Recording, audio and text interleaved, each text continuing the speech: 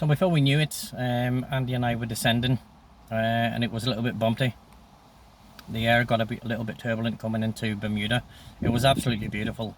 The dark ocean, and then all of a sudden the thin long line of Bermuda Islands just kind of came into view, and Andy had pointed it out, and it just kind of reminded me of like flying back into San Pedro. It was just like a big giant long island, surrounded by dark blue deep water, and then all of a sudden some absolutely beautiful turquoise, white, light blue, shallower water that just surrounded the island. It was absolutely beautiful, absolutely stunning. And also Bermuda was a British set of islands, a British colony. So hopefully it wasn't going to be too stiff upper lipped. I was hoping that it was going to be more like the Caribbean, more laid back, and which Gary said it was when he was there, when he had lived there. So yep, so we made our descent.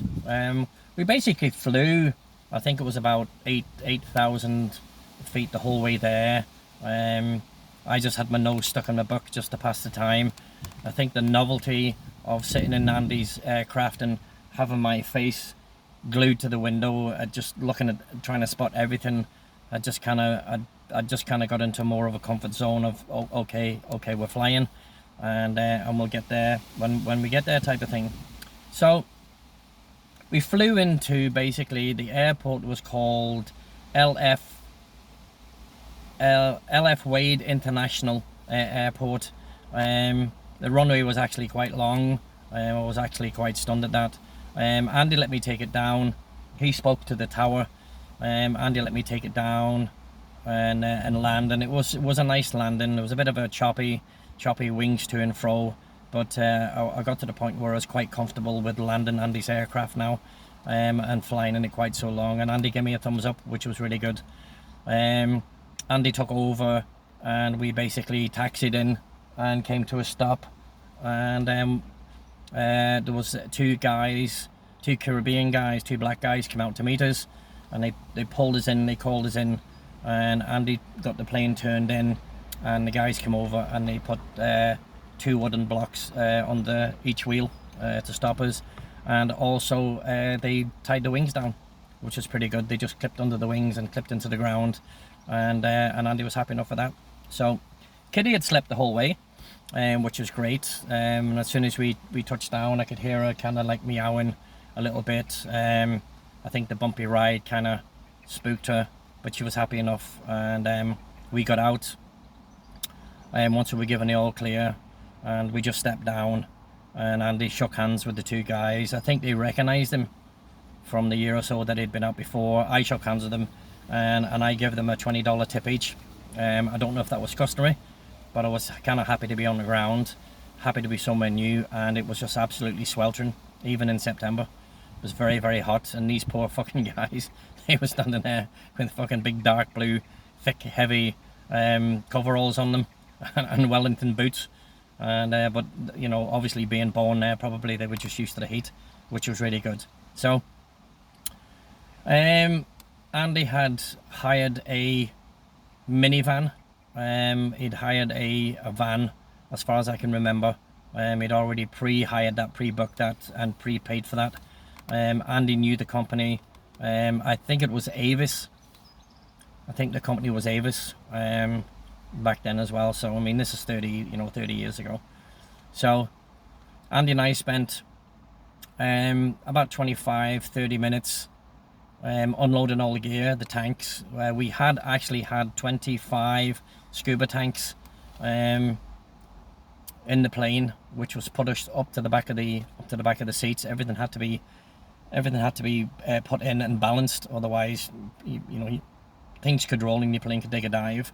So Andy was meticulous in putting things in and strapping things down, and he kept all the weight, the heaviest, up at the top of the plane at the back of our seats, and then the lighter stuff at the back, and you could get a good bit in there. Andy usually had the plane chock-a-blocked with loads of kit, but you know, the only thing that was heavy, really, you know, particularly heavy, was the scuba tanks, and they were just made of aluminium, or aluminum as the Americans like to call it. And I'd gotten used to saying that, aluminum, because when I said aluminium, Andy just looked at me with two eyeballs and stalks. So I got used to saying aluminum. And yeah, so everything was packed in tightly. It was all built in. He made sure that there was a little place for Kitty, which was really good of him. And she was just sitting happily on top of a couple of tanks in a bag, and she was strapped in nicely, and she was happy enough. So we unloaded everything. We packed it into the van as much as we could. We weren't going to get everything in, but we'll get the majority of stuff in, and then obviously Andy, you know, if he had more orders to sell stuff, he could come back and get it from the plane. We always had a little bit of surplus. It was always left over, but somehow on the couple of trips that I'd been with Andy down to Mexico and stuff, he'd always seem to sell it. You know, even if it was at a reduced price, it could have been stuff that he'd had in his house for a while. It was just sitting there, gathering dust and cobwebs. But Andy would always sell it, and it went down well with a lot of people, giving them a little bit of a reduced price. So once we were all happy and everything was out of the plane that we needed, I took Kitty and I put her in the footwell with me. She was going to stay in her little cage until we got to wherever we were going to be staying, and she was happy enough just to see as I put my hand in and give her a little cuddle and a little pet, and she was happy enough.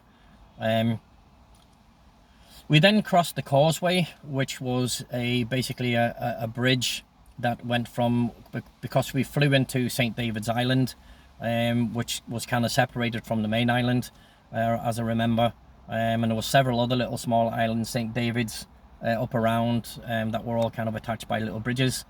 We drove the causeway. It was longer than I imagined, actually. I just thought it was a little bridge, but it was kind of like going across the 7-mile bridge down in the Keys.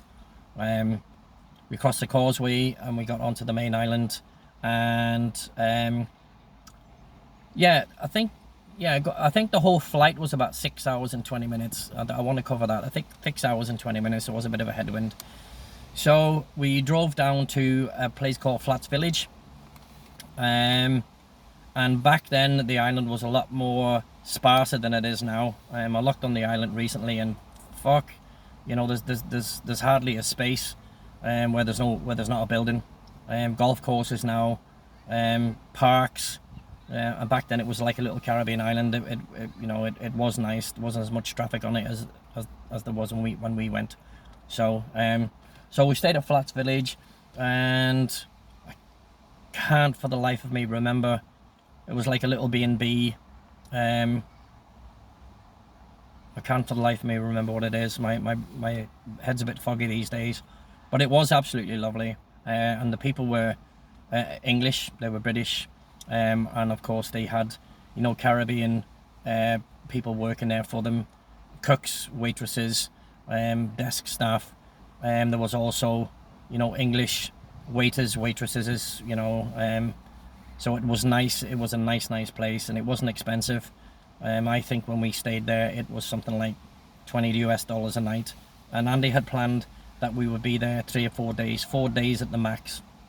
So Andy had given me the first dive shop to go to, which was a place called Blue Water Divers. And that was the first place that Andy had gone to. So I don't know whether Andy had given it to me because they were difficult, but he basically didn't want to go, and I says no problem, I don't mind going. And they had ordered 12 scuba tanks and 12 sets of kit, and that kit that they had ordered was decor. It was decor kit, I think, as far as I remember. So they ordered 12 complete kits, and they wanted dive knives, fins, snorkels, masks, BCDs, everything basically, weights, weight belts, everything. So I think Blue Water Divers, I think they're the oldest dive shop on the island. They've been 30 years plus, and I can't remember the name of the people who worked at it. You know, I really can't. I think the guy's name might have been Mark, but 30 years is a long time to remember names. Great with faces, but really shit with names and stuff. But I think it was Mark, and he was also a British guy, as far as I know. Quite a stocky, fat little dude, a bit up his own ass, as far as I remember, when I went to see him that afternoon. So I could understand why Andy didn't fucking want to go back and see him at all, because he he was a stuck-up little fucking barrel of monkey spunk as far as I remember.